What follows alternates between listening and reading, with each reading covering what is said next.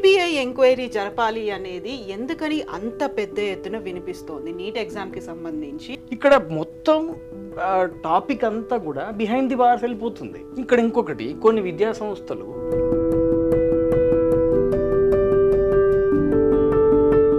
ఒక famous supreme court అడ్వకేట్ని hire చేసుకుని వేశారు. 24 లక్షల మంది పిల్లలు ఒక పేరెంట్స్తో పాటుగా మా తప్పు కాదు ఇది, మా ఎఫర్ట్స్ ఎక్కడ ఫెయిల్ అవ్వలేదు, ఇంకెవరో చేసిన తప్పుకు మేమెందుకు బలవ్వాలి అనేది ఒక ప్రైమరీ డిమాండ్. అదే కదా, దానికోసమే కదా పోరాటం జరుగుతుంది. ఎవరైతే 1563కి మీరు గ్రేస్ వేశారో ఆ పిల్లలైతే ఇందులో విపరీతమైన పోటీ ఉంటుంది. అందులో రాటదేలిన పేర్ స్టూడెంట్స్నే మనం ర్యాంకర్స్గా చూస్తాం. నమస్తే, నేను Kavitha. Welcome to I dream news. 24 లక్షల మంది స్టూడెంట్స్ దేశవ్యాప్తంగా నీట్ ఎగ్జామ్ ఈసారి రాశారు. అయితే గతంలో కంటే ఈసారి ఎందుకని నీట్ ఎగ్జామ్ వివాదాస్పదం అవుతోంది? స్కామ్ జరిగింది, పేపర్ లీకేజ్లు అయ్యాయి, రిగ్గింగ్ జరిగింది, ఇవన్నీ ఎందుకు వినిపిస్తున్నాయి? రీనీట్ జరగాలనేటువంటి డిమాండ్తో పాటుగా దేశవ్యాప్తంగా ప్రొటెస్టులు ఎందుకు జరుగుతున్నాయి? బోల్డ్ అన్ని డౌట్స్ ఉన్నాయి. అయితే క్లారిఫికేషన్స్ మినిస్ట్రీ ఇచ్చిందా లేదా? సుప్రీంకోర్టు దాకా ఎందుకు వెళ్లాల్సి వస్తోంది? సిబిఐ ఎంక్వైరీకి ఎందుకు డిమాండ్ చేస్తున్నాయి ప్రతిపక్షాలు, పేరెంట్స్ అందరూ కలిసి? దీని గురించే మాట్లాడుకుందాం. ప్రస్తుతం మనతో పాటుగా ఉన్నారు సంజీవని అకాడమీ డైరెక్టర్ పవన్ కుమార్ గారు. పవన్ గారు నమస్కారం అండి. సో నీట్ ఎగ్జామ్కి సంబంధించి గతంలో కూడా చాలా కాంట్రవర్సీస్ చూసాం. రీజనల్ లాంగ్వేజ్లో పెట్టాలని, లేకపోతే కూపప్ చేసుకోలేకపోతున్నారని. కానీ గతంలో కంటే ఎప్పుడూ లేనంతగా ఇంత కాంట్రవర్సీ దేశవ్యాప్తంగా ఇప్పుడు మనం చూస్తున్నటువంటి రీనీట్, వీ వాంట్ జస్టిస్ అనేటువంటి ఇంత పెద్ద క్యాంపెయినింగ్ ఎందుకని జరుగుతున్నాయి? అంటే రిజల్ట్స్ అనౌన్స్మెంట్ దీనికి సంబంధించి అబ్రప్ట్గా June 4th నాడు అనౌన్స్ చేశారు. అంటే ఏ గందరగోళం లేకుండా వీళ్ళు అన్న డేట్ ఏదైతే అఫీషియల్ వెబ్సైట్లో ఉందో 14వ తారీఖు అని చెప్పుంటే బహుశా ఇంత ఫ్లేరప్ అయ్యేది కాదు. ఈ 4వ తారీఖు నాడు మన ఎలక్షన్ రిజల్ట్స్ వచ్చాయి. దాని సందడిలో ఈ రిజల్ట్స్ని అనౌన్స్ చేయడం ఒకటి. రెండోది, ఈ రిజల్ట్స్ అనౌన్స్ చేసిన తర్వాత మామూలుగా 2-3 విద్యార్థులకి 720 అవుట్ ఆఫ్ 720 రావడం అనేది పెద్ద మిరాకిల్ ఏం కాదు. వస్తాయి, అట్లాంటి స్టూడెంట్స్ ఉంటారు. కానీ ఏకంగా 67 మందికి, అంటే వీళ్ళు ముందు అనౌన్స్ చేసినప్పుడు 67, ఇప్పుడు గ్రేస్ మార్క్ పాలసీస్ అవన్నీ మార్చారు కనుక 61. అంటే 60 to 70 మెంబర్స్కి 720 అవుట్ ఆఫ్ 720 రావడం. And abnormalities in marks, like no matter what వాళ్ళకి ఇప్పుడు 720 మార్కులకు హైయెస్ట్. అది ప్రతి ప్రశ్నకి 180 క్వశ్చన్లు గాను ప్రతి ప్రశ్నకి 4 మార్కులు. అంటే 720 మార్కులన్న రావాలి, లేదా 716 ఒక క్వశ్చన్ వదిలేస్తే. ఒక క్వశ్చన్ తప్పు చేస్తే 715. అదేందో విచిత్రంగా 718, 719 వచ్చాయి. అంతేకాకుండా ఆ వాపింగ్ మరి ఇక్కడ 650 మార్కులు అనేది out of 720 is considered to be very good score. ఇందులో పిల్లలకి మామూలుగా అయితే 620 నుంచి 720 మధ్య వచ్చిన విద్యార్థులకి లాస్ట్ ఇయర్ తీసుకుంటే 620 to 720 మార్క్స్ మధ్య ఉన్న వాళ్ళకి 13,000 నుంచి 15,000 ర్యాంక్ వచ్చింది. ఓకే. ఈ సంవత్సరం ఇదే మార్క్స్ రేంజ్లో దగ్గర దగ్గర 80 నుంచి 90,000 మందికి మార్క్స్ వచ్చాయి. అబ్నార్మల్గా కనిపించింది. అందులో ఇంకొక చిన్న అబ్జర్వేషన్, ఇంటర్మీడియట్లో ప్లస్ 11th 12thలో 1 మార్క్ వచ్చిన వాళ్ళకి కూడా 720 వచ్చింది అని ఒక కాంట్రవర్సీ కనిపించింది కదా. అవును, సుప్రీంకోర్టు జీవాట్లు కూడా పెట్టింది. ఫిజిక్స్ కెమిస్ట్రీ పాస్ అయిన వాడికి 700 ఎలా వచ్చాయని అసలు. సో ఇది దిస్ ఈజ్ యాక్చువల్లీ ఇది మ్యాటర్ ఆఫ్ కాన్ఫ్లిక్ట్ మేడం. అంటే ఎన్ని వేల మందికి అబ్నార్మాలిటీస్ అనేది రావడం అనేది మెయిన్గా సందేహానికి దారితీస్తుంది. ఆన్ టాప్ ఆఫ్ ఇట్ ముందు నుంచి కూడా ఈ ఫిబ్రవరి మార్చ్లోనే పేపర్ లీక్ అయింది అనే న్యూస్ కొంత నేషనల్ మీడియాలో, it the same time social media, Reddit లాంటి ప్లాట్ఫామ్లో కూడా వైరల్ అయింది. ఇది వైరల్ అయింది కనుకనే ఇది అగ్నికి ఆజ్యం పోసినట్టు చాలామందిలో ఈ డౌట్ అనేది రైజ్ అయింది. అంతేకాకుండా మీరు ఒకసారి ఈ గవర్నమెంట్ కాలేజెస్లో across the country total 1.2 lakh seats ఉంటే 58,000 వరకు గవర్నమెంట్ సీట్స్ ఉన్నాయి. ఇప్పుడు గవర్నమెంట్ కాలేజెస్లో సీట్ రావాలంటే నాకు 520 మార్క్స్ వచ్చినా సరిపోతుంది. కానీ సర్ప్రైజింగ్లీ ఈ సంవత్సరం 650 మార్కులు వచ్చినా సరే గవర్నమెంట్ దానిలో సీట్ వచ్చే ఛాన్సెస్, క్వాలిఫై అయిపోయారు అన్నట్టుగా అనౌన్స్ చేశారు. అంతే. ఇంకా 500 మార్క్స్ వచ్చిన పిల్లలు నిరుత్సాహపడుతున్నారు, 550 వచ్చిన పిల్లలకు కూడా సర్టనిటీ లేదు నాకు మంచి కాలేజీలో సీట్ వస్తుందని. ఇన్ని కాంట్రవర్సీకి వేదిక ఎన్టీఏ అయింది, ఈ రిజల్ట్స్ అయింది. ఎస్, అందుకే ఈ కాంట్రవర్సీ రోజు రోజుకి యాక్సెలరేట్ అవుతుంది. జనాలు దీని వెనకాల ఉద్యమాలు చేస్తున్నారు. సుప్రీంకోర్టులో 40కి పైగా డిఫరెంట్ సుప్రీంకోర్టు అండ్ డిఫరెంట్ హైకోర్ట్స్లో 40 పైగా పిటిషన్స్ కూడా వేశారు. Unless there is some mall practice definitely ఇంత అబ్నార్మాలిటీస్ అని మనం చూడం. ఇక్కడ ఇంకొక ఇంపార్టెంట్ విషయం ప్రేక్షకులందరూ గమనించాలి. అదేంటంటే ఇప్పుడు మామూలుగా అయితే మనం అప్లై చేసుకోవడానికి ఒక 4 రోజులు టైం ఇస్తారు మేడం. ఇక్కడ లాస్ట్లో ఒక 2 days అడిషనల్గా ఇచ్చారు. ఆ 2 daysలో వాపింగ్ 24,000 మెంబర్స్ 24,000 మెంబర్స్ అప్లై చేసుకున్నారు ఇన్ 2 days. ఎక్స్ట్రా ఇచ్చారు లాస్ట్ మినిట్లో. అది కూడా ఆ విండో ప్రత్యేకంగా ఏదో కొంతమంది విద్యార్థుల కోసం ఓపెన్ చేసినట్టు అనిపించింది. అండ్ ఈ 24K ఎవరైతే అప్లై చేశారో వీళ్ళలో చాలామందికి 600 పైన మార్క్స్ వచ్చాయి. మరి అది ఎట్లా జరిగింది? అంతేకాకుండా కొన్ని ప్రాంతాల్లో ఎన్టీ అనే వెబ్సైట్లో తన వెబ్సైట్లో తానే పెట్టింది ఏమని 1 నుంచి 100 లోపు లిస్ట్ పెట్టింది. ఆ లిస్ట్లో ఒక 8 మంది విద్యార్థులు ఎవరైతే ఉన్నారు 23070100480 068 ఇట్లాంటి హాల్ టికెట్ నెంబర్స్ ఉన్న పిల్లలందరికీ 720 out of 720 వచ్చాయి. అంటే ఒకటే సెంటర్లో వీళ్ళు రాశారు అనే విషయంలో జనాలకి డౌట్స్ రైజ్ అయ్యి పేపర్ లీక్ ఏమన్నా అయిందా సెంటర్కి అంటే రాని విద్యార్థులందరూ డెఫినెట్లీ ప్యానిక్ అవుతారు. వచ్చిన వీళ్ళలో కన్ఫ్యూజన్ ఉంటుంది. సో ఇదంతా ఇంకా రోజు రోజుకి కయాటిక్ కండిషన్స్ అవుతున్నాయి తప్ప దీని పట్ల ఒక క్లారిటీ అనేది ఇంకా రావట్లేదు మేడం. ఎస్. సో ఇప్పుడు మనం ఈ రీనీట్కి సంబంధించి ఒక డిమాండ్ అనేది ఒక జెన్యూన్ డిమాండ్. ఎందుకంటే అక్కడ పేరెంట్స్ ఉన్నారు, పిల్లలు ఉన్నారు, వాళ్ళ భవిష్యత్ అనేది ఉంది. అనవసరంగా మనం ఇంత చదువుకొని ఇంతకాలం ఎదురు చూస్తూ ఉన్న తర్వాత ఇప్పుడు ఏమైంది, ఇంకెవరికో మార్క్స్ వెళ్ళిపోతున్నాయి, లేకుంటే వాళ్ళే ఎలిజిబుల్ క్యాండిడేట్ అన్నట్టుగా ముద్ర పడిపోతుంది. వీళ్ళకి 1 year వేస్ట్ అవుతుంది మళ్ళీ ఇక్కడ. సో ఇది జెన్యూన్ రీజన్. అండ్ మనం సెకండ్ దానికి సంబంధించి మాట్లాడుకుంటే నేషనల్ టెస్టింగ్ ఏజెన్సీ కొన్ని క్లారిఫికేషన్స్ ఇచ్చే ప్రయత్నం చేసింది పేరెంట్స్కి, పిల్లలకి ఉన్నటువంటి డౌట్స్ అన్నిటికి సంబంధించి. అందులో ఇవన్నీ కూడా చాలా జెన్యూన్ డౌట్స్ అండ్ రీజనబుల్గా అనిపించేటువంటి డౌట్స్. మీరేం చెప్తారు వాటి గురించి? అంటే NTA definitely try to pacify the situation. తన వంతు బాధ్యతగా చెప్పే ప్రయత్నం చేస్తుంది. కానీ 24 లక్షలు 25 లక్షల మంది విద్యార్థుల భవిష్యత్తు దానిలో ఒక్క స్టూడెంట్కి కూడా డౌట్ లేకుండా చేయాల్సిన బాధ్యత ఎన్టీఏ మీద ఉంది. కానీ వాళ్ళు చేసిన ప్రతి ఎఫర్ట్ అది మ్యానిపులేటివ్ ఎఫర్ట్ లాగానే కనబడుతుంది మేడం. ఇప్పుడు for example let's discuss these points right. ఇక్కడ ఫస్ట్ది paper leak in Bihar or Godhra. ఇప్పుడు బీహార్ అనగానే లీక్ అయి ఉంటుంది అని ఒక భావన అనేది జనాల్లో ఉంటుంది. ఇప్పుడు క్రైమ్ క్యాపిటల్ ఆఫ్ ఇండియా అని అటువంటి పేర్లు ఉన్నాయి కదా. అక్కడ రీజన్ దీని వీళ్ళు ఏమి ఇచ్చారో చూడండి. ఈ cases seems to be related to cheating and impersonation, not paper leak. Cheating జరిగింది చిన్నపాటిది, అక్కడ కేవలం దాంట్లో జరిగి ఉంటుంది పరీక్షా హాల్లో తప్ప. అంతే.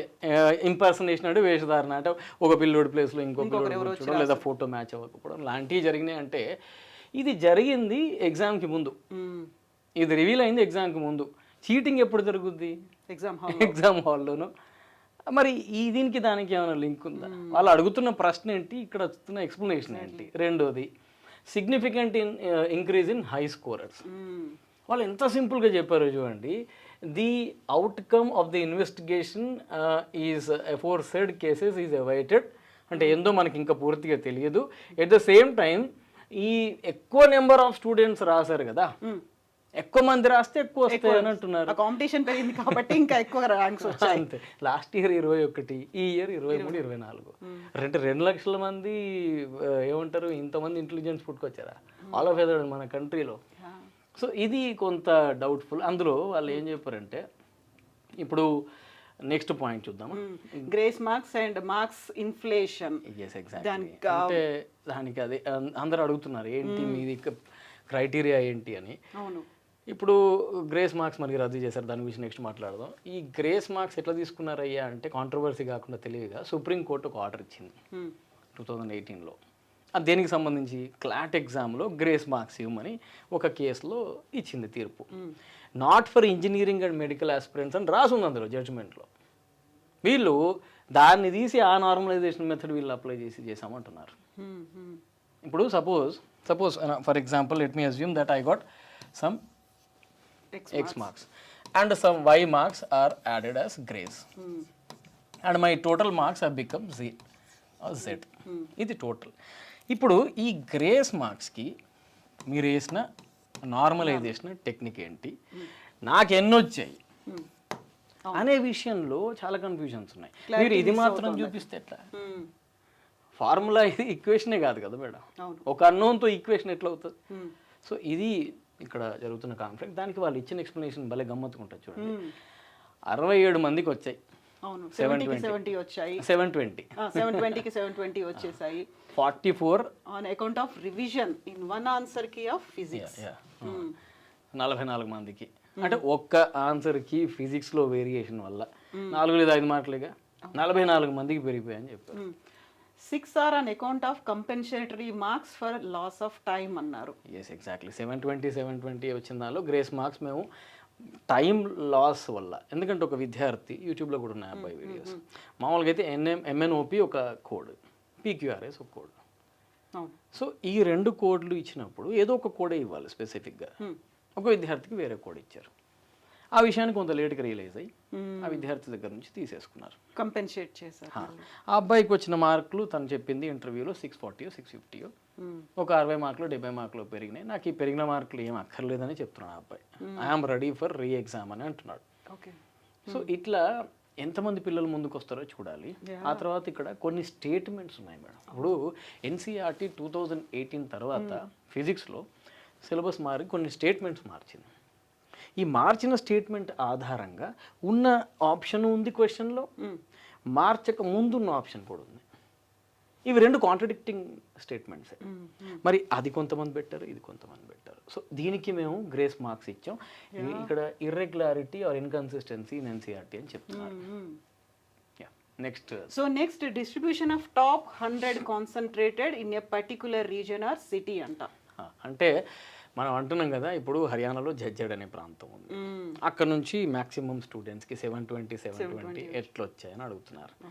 అదే మన్ఖడ్ మహారాష్ట్రలో వచ్చితే ఆ ప్రశ్న అడిగితే వాళ్ళు ఏమంటున్నారంటే అట్లా కాదు, 100 క్యాండిడేట్స్ ఎవరైతే ఉన్నారో చూడండి, అక్కడ 89 centres 55 cities with in 17 states or union territory. 4750 సెంటర్లు మేడం. 4750 సెంటర్స్లో ఒక్కొక్క రూమ్లో ఒక్కొక్క సెంటర్లో 10 రూమ్లు వేసుకుందాం. అంటే ఇన్ని రూమ్లలో సీసీటీవీ కెమెరాలు ఉన్నాయి. మాల్ ప్రాక్టీస్ జరిగి ఉంటే అది రికార్డ్ అయ్యి ఉండాలి ఖచ్చితంగా. ఆ రికార్డ్స్ని బయట పెట్టట్లేదు.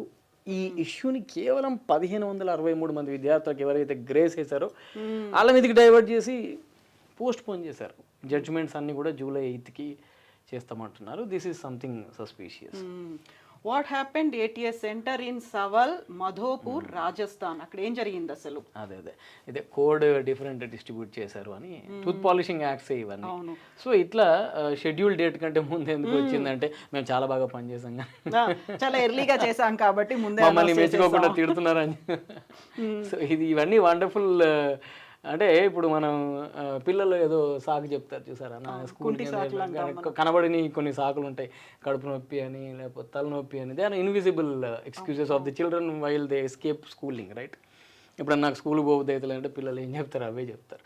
అట్లా చెప్పినట్టే ఉంది తప్ప ఇది అథెంటిక్గా ఉండుంటే ఇంత రెవల్యూషనైజ్ ఎందుకు అవుతుంది? ఎగ్జాక్ట్లీ. ఇప్పుడు మన గవర్నమెంట్స్ ఏమంటే నిన్న ధర్మేంద్ర ప్రధాన్ గారు, మన ఎడ్యుకేషన్ మినిస్టర్ ఎవరైతే ఉన్నారో, ఇది అపోజిషన్, దీని ఒక బర్నింగ్ ఇష్యూ చేసి పిల్లల ఎమోషన్స్తో ఆడుకోవద్దు అన్న. ఆపోజిషన్ ముందు వచ్చి గొడవ స్టార్ట్ చేసిందా, పిల్లలు ముందు బయటకు వచ్చి చేశారా అనేది గవర్నమెంట్స్ కూడా ఆలోచించాలి. గవర్నమెంట్ ఒక్కటే ఇక్కడ బాధ్యత కాదు, అది రన్ చేస్తున్న ఎన్టీఏ అయి ఉండొచ్చు. చిన్న స్థాయి వాళ్ళే ఎన్టీఏలో పనిచేస్తున్న క్లరికల్ క్యాడర్ లేకపోతే చిన్న ఆఫీసర్ క్యాడర్లో ఏదైనా మిస్టేక్ జరిగి ఉండొచ్చు, కానీ అకౌంటబిలిటీ మొత్తం వ్యవస్థది అవుతుంది. ఇంతమందితో దేశవ్యాప్తంగా జరుగుతున్న ఎగ్జామ్. ఎగ్జాక్ట్లీ. సో ఇప్పుడు మనం థర్డ్ టాపిక్ సంబంధించి చూసుకుంటే గ్రేస్ మార్క్స్కి సంబంధించి 1563 మందికి రీ ఎగ్జామ్ పెట్టాలి అని, మొత్తం నీట్ని రీనీట్ అనేటువంటి ఒక డిమాండ్ ఉన్నప్పుడు వై ఓన్లీ 1563 అనే ఒక క్వశ్చన్ వస్తుంది అక్కడ. ఇప్పుడు ఇక్కడ విచిత్రం ఏంటంటే మేడం, ఈ 1563 మందికి గ్రేస్ మార్క్స్ ఇచ్చింది ఎన్టీఏనే, తూచ్ అని చెప్పి మళ్ళీ నేను మీకు ఎగ్జామ్ పెడతా అంటుంది కూడా ఎన్టీఏ. ఇప్పుడు తప్పు చేసింది ఎన్టీఏనే, తప్పుకు పెనలైజ్ చేస్తుంది ఎవరిని? స్టూడెంట్స్ని. ఇక్కడ వాళ్ళు ఏమంటున్నారంటే ఇంకొకటి రుత్లెస్ స్టేట్మెంట్ ఇది ఏంటంటే, అయ్యా నువ్వు అయితేనేమో ఎగ్జామ్ రాయి యాజ్ ఇఫ్ వీడు తప్పు చేసినట్టు, లేదా నువ్వు వితౌట్ గ్రేస్ మార్క్స్ యాక్సెప్ట్ చేయి. ఇప్పుడు నేను 720 వేసాను, నీకు నా వైపు తప్పు అయింది, నువ్వు ఎగ్జామ్ రాయి. ఇది చాలా విచిత్రమైన statement madam. Absolutely. Yes, obviously right. తప్పు చేసింది ఎన్టీఏ, సఫర్ అవుతుంది హ్యూమన్ ఎమోషన్స్, స్టూడెంట్ ఎమోషన్స్, వాళ్ళ ఆస్పిరేషన్స్. ఎగ్జాక్ట్లీ. ఒక మొమెంటం ఉంటుంది కదా ఎగ్జామ్ అంటే. వాడు పాపం ఎక్కడి నుంచో, ఇక్కడ మన దగ్గర అయితే 6వ తరగతి నుంచి చదువుతారు, అది వేరే సంగతి. కానీ మామూలుగా అయితే చిన్నప్పటి నుంచి వాడు ఒక dream, doctor is a big dream. అవునండి. That's why the competition is very high. 25 లక్షల మంది. ఎందుకంటే పిల్లలు ఒక డాక్టర్ని చూసినప్పుడు చాలా ఎక్సైటెడ్గా ఫీల్ అవుతారు. Because life saviour you have seen during particularly covid times. So ఇట్లాంటి డ్రీమ్ ఉన్న పిల్లలందరూ ఒక మొమెంటంలో ప్రిపేర్ అవుతారు. వాళ్ళందరూ ఏమంటారంటే నేను ఇట్లా చదువుతా, ఇది చేస్తా, ఇది అయిపోతుంది. కానీ అన్ఫార్చునేట్లీ అబ్రప్ట్గా ఇప్పుడు మళ్ళీ రీ ఎగ్జామ్ అంటే డోంట్ యూ థింక్ వాళ్ళ ఎమోషనల్ క్వశ్చన్స్ ఇప్పుడు ఎట్లుంటాయి అనేది. సో వాళ్ళకి మాత్రమే 23, మరి ఇది ఒకటే వాళ్ళు తీసుకున్న స్టెప్. 23 జూన్ నాడు ఎగ్జామ్ పెట్టి 30 లోపు వీళ్ళకి రిజల్ట్ రావాలి. లేదంటే మేము గ్రేస్ ఇచ్చిన వాపస్ తీసుకుంటే పాత మార్కులతో నీకు ర్యాంక్ ఇస్తామంటున్నారు.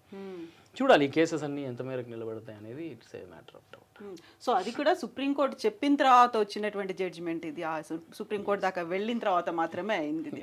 అయితే దీంతో పాటుగా సిబిఐ ఎంక్వైరీ జరపాలి అనేది ఎందుకని అంత పెద్ద ఎత్తున వినిపిస్తోంది? నీట్ ఎగ్జామ్కి సంబంధించి ఒకవైపు పేరెంట్స్, ఒకవైపు ప్రతిపక్షాలు అందరూ ఏకమయ్యి సిబిఐ ఎంక్వైరీకి వెళ్తున్నారు, లేకుంటే మినిస్ట్రీ దగ్గర నుంచి ఒక ప్రాపర్ ఆన్సర్ రావట్లేదు అనేది ఎందుకు వస్తుంది అసలు? ఎస్, ఇంపార్టెంట్ థింగ్ ఇది. అంటే చాలా సెన్సిటివ్ ఇన్ఫర్మేషన్ మన ఐటీఎం ద్వారా మనం పిల్లలకి చేరేసే ప్రయత్నం చేస్తున్నాం. ఇక్కడ సిబిఐ అనేది దేన్ని ఇంట్రాగేట్ చేస్తుందో ఫస్ట్ తెలియాలి. CBI will be involved only if there is a crime or mischief. అంటే వాళ్ళు ఏం చేస్తారు, పిల్లలకు న్యాయం చేసే విధంగా స్టెప్స్ ఎందుకు తీసుకుంటారు. ఇప్పుడు సపోజ్ ఫర్ ఎగ్జాంపుల్ ఒక మర్డర్ ఇన్వెస్టిగేషన్ జరిగిందంటే ఆ చనిపోయిన వ్యక్తికి ప్రాణం పోయేదిగా సిబిఐ. చేసిన కల్ప్రిట్ని పనిష్ చేస్తుంది. జడ్జిమెంట్ అల్టిమేట్లీ ఇవ్వాల్సింది సుప్రీంకోర్టే కదా. ఇక్కడ మొత్తం టాపిక్ అంతా కూడా బిహైండ్ ది బార్స్ వెళ్ళిపోతుంది. ఇక్కడ ఇంకొకటి, కొన్ని విద్యా సంస్థలు, tech companies, needless to mention them, అత్యుత్సాహంతో పిటిషన్ల మీద పిటిషన్లు వేస్తున్నారు. ఒక ఫేమస్ సుప్రీంకోర్టు అడ్వకేట్ని హైర్ చేసుకొని వేశారు. వేసి ఆర్గ్యుమెంట్స్ వినిపిస్తే సుప్రీంకోర్టు జడ్జి గారు, ఆనరబుల్ సుప్రీంకోర్టు జడ్జి గారు, ఆయన ఆ ఫేమస్ అడ్వకేట్ మొహం మీదనే అనేసారు, ఆర్ యూ ది ఆస్పిరెంట్? మీరు కాదు కదా, you are representing a private firm. ఆ ఫర్మ్ ఎందుకు వస్తుంది? కన్సర్న్స్, గ్రీవాన్సెస్ స్టూడెంట్స్ ఉండాలి, వాళ్ళ తరఫున వకాలతు పుచ్చుకునే వాళ్ళు లేరు. వాళ్ళు విక్టిమ్స్ కదా. వాళ్ళ తరఫున వకాలతు పుచ్చుకొని వాళ్ళ పాయింట్ వినే మన దగ్గర కాన్స్టిట్యుయెన్సీలో ఆ పాయింట్స్ లేవు. They are treated as minus. So వాళ్ళ పాయింట్ కరెక్ట్గా పోవట్లేదు. వాళ్ళ పాయింట్ పోవాలి అంటే definitely government has to yield. And ఈ సిబిఐ ఎంక్వైరీ వల్ల జరిగేది ఏంటి మేడం? అఫ్కోర్స్ పేపర్ లీక్ అయింది అనే న్యూస్ ఉంది. ఇప్పుడు పట్నా ఎఫ్ఐఆర్లో అయితే క్లియర్గా మెన్షన్ చేసి ఉంది, మాకు ఒక 2 రోజుల ముందే పేపర్ వచ్చింది, మాకు అవే క్వశ్చన్స్ వచ్చినాయి.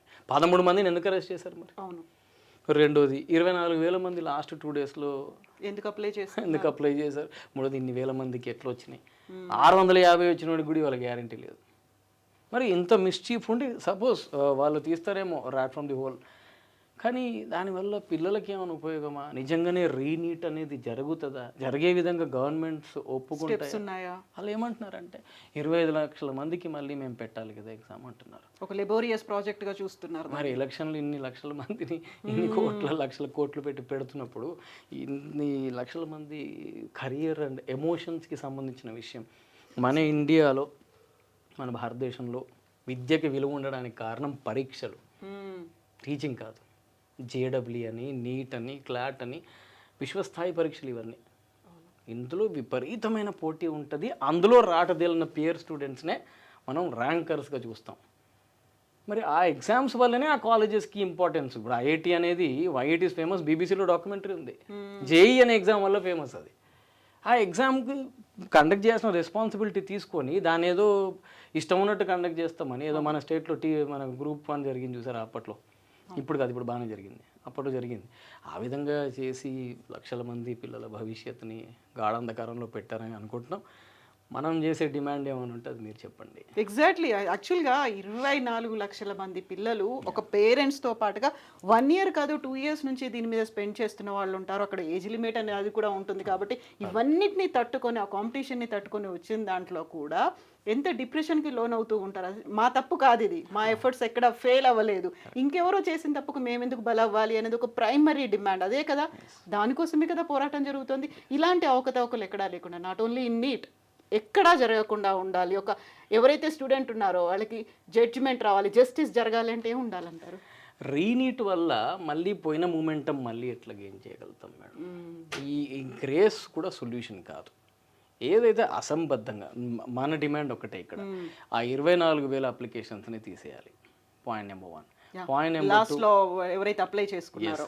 పాయింట్ నెంబర్ 2, ఎవరైతే 1563కి మీరు గ్రేస్ వేశారో ఆ పిల్లలని ఎగ్జామ్ పెట్టకుండా నార్మలైజేషన్ మెథడ్ ద్వారా, ఇప్పుడు డక్వర్త్ లూయిస్ అని మనం క్రికెట్ మ్యాచ్లో ఆడుతున్నట్టుగా ఆ విధంగా వాళ్ళకు మార్క్స్ వేయాలి. అబ్రప్ట్గా కాదు, నిమిషానికి 4 మార్కులు ఏదో ఫార్ములా ఉంది అట్లా కాదు, సంబద్ధంగా వేసి దాన్ని వాళ్ళకు మార్కులు కలపాలి.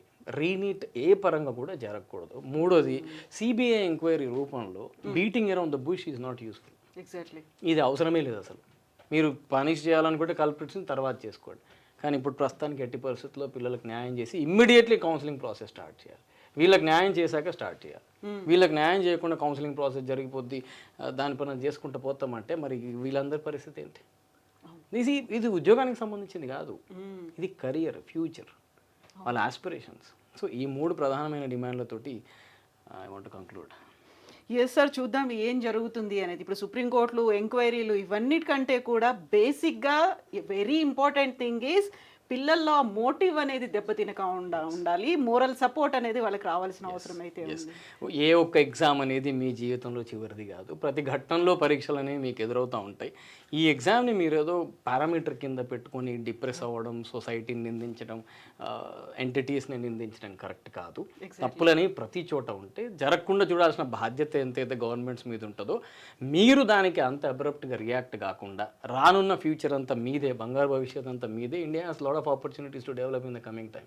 సో ఇవన్నీ మీదే కనుక ధైర్యం కోల్పోకుండా పిల్లలు ముందడుగు వేయాలని చెప్పి ఈ ముఖంగా మేము తెలియజేసుకోవాలి.